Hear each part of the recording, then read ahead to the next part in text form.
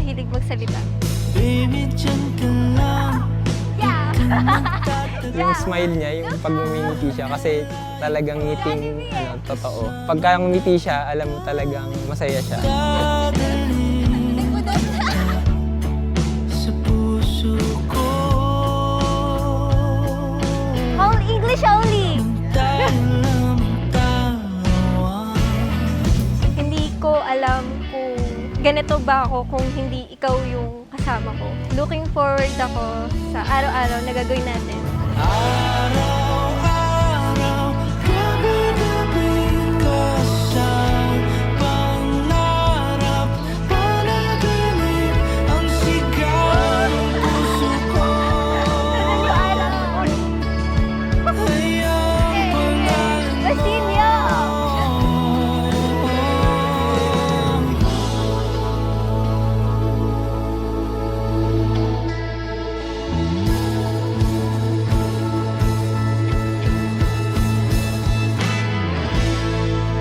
Magka-classic kami nung college. Same group kami ng friends. Tapos, ayun, nag-asar-asaran lang. Naasar kami ng mga klase namin. Ayun, yun na. Hindi na namin alam kung paano. Ngayon, 6 years kami today. Kasi today din yung kung kailan kami, naging kami talaga. Nagsimula sa simple na pasulyap-sulyap, nagpapapansin sa'yo. Umabot sa palitan ng mga mensahe, kilig na kilig ako. Kinikilig ako. Kikiligin. Maano siya eh, makilig siya eh, hindi siya maiyak. Naman eh. Ako na si Yaki. Yaki too. May loves, eto na, ikakasal na tayo. So, lagi mong tandaan na mahal kita at hindi kita pababayaan. Andito lang ako lagi kung meron kang mga struggles. Lagi akong handang makinig at sabi mo nga, wise ako.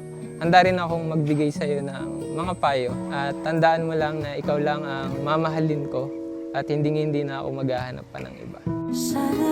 Sana naman ay mapagbigyan na at nang mapakinggan ang tibok ng puso kong sa'yo lang.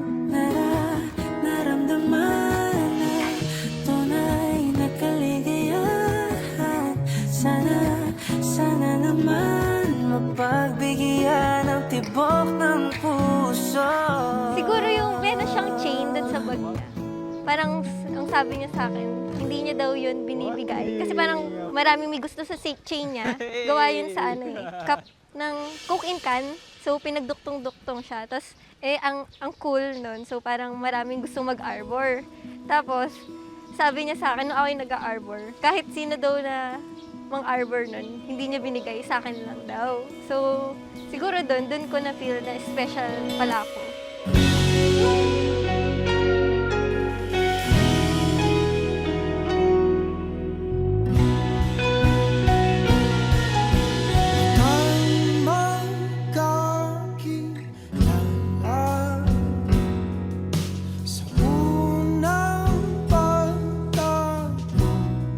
Tawag nga sa kanya sa bahay wise. Kasi parang lahat ng ginagawa niya is ang practical. Hindi ko alam kung ano yung unang regalo ko sa kanya, pero something useful yun. Hindi siya yung flowers, hindi siya yung chocolates. I think grocery ata. Binigyan ko sila ng grocery.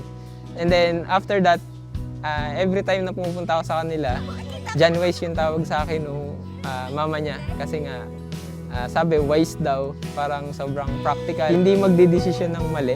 I think yun yung naging first impression nila sa akin na nag-last naman hanggang ngayon.